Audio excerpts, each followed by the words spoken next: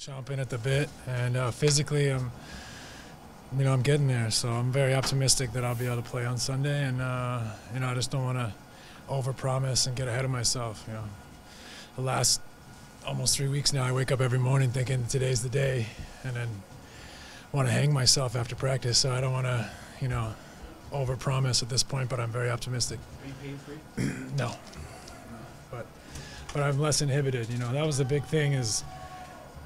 During this especially the last 2 weeks, I can't sprint. I couldn't sprint, so, there was too much inhibition from the nerve, and it was just shutting me down whenever I tried to, cover some ground, and so that's why I couldn't play the last 3 weeks. I just, it's hard to play in an NBA game if you can't change ends of the floor. So that's kind of the last little bit I'm hoping for, and it's feeling pretty close. So another couple of days, hopefully the epidural will continue to help, and I'll be able to play on Sunday. Steve, based on what you felt right now, is it more probable that you'll just play as opposed to start in game one?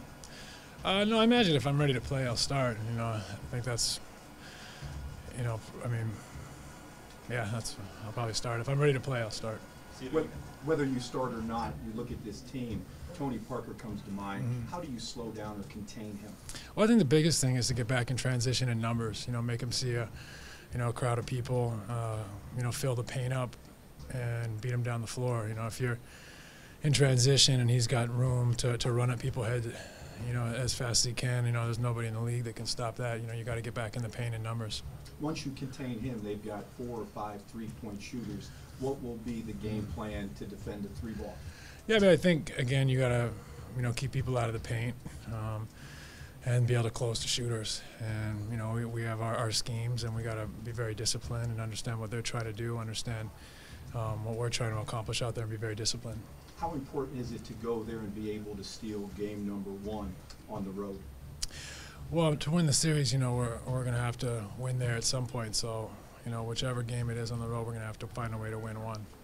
Steve, are you just waiting until tomorrow to finally test the spring? Have you tested it? Not full out, but I was able to play half court today, and there's a couple of situations where it was pretty close to a sprint. So, it's coming.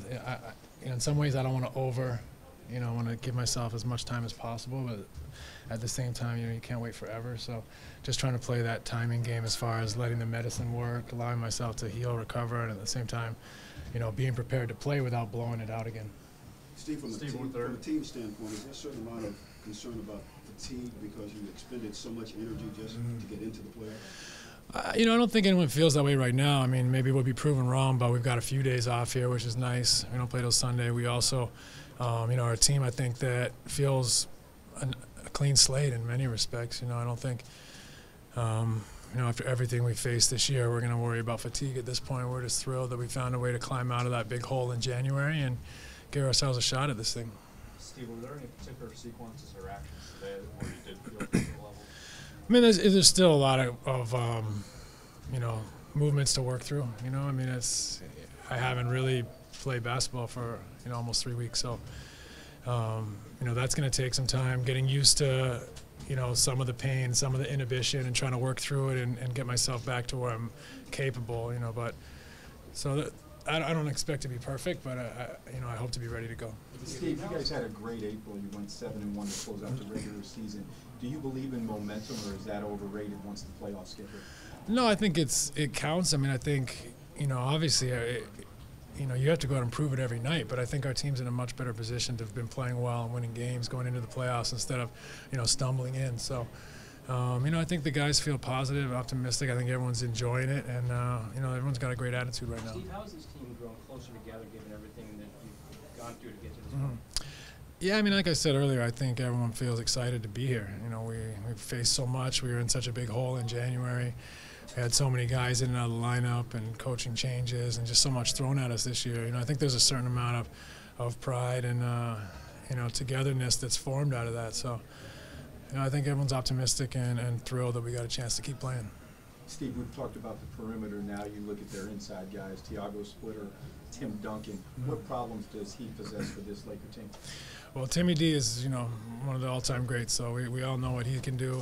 He makes everybody better. He's, you know, incredibly intelligent and skilled at both ends of the floor. So, you know, that he speaks for himself. But Splitter's a much improved player. You know, he's a guy that can, on one night he can really score, and on another night he brings energy, defends, rebounds. So, you know, he can fill the gaps for them, and he has size. Steve, how have you seen throughout the season, both from Mike's end and from the players, and kind of evolved in terms of finding that comfort level of common ground? Well, I mean, it's been difficult because we've had so many guys in and out of the lineup that the continuity's, you know, not been there. But you know, I think we're starting to see, you know, more of an understanding and efficiency as the last months of the season played out here, and you know, I think that's shown that we have a little more confidence.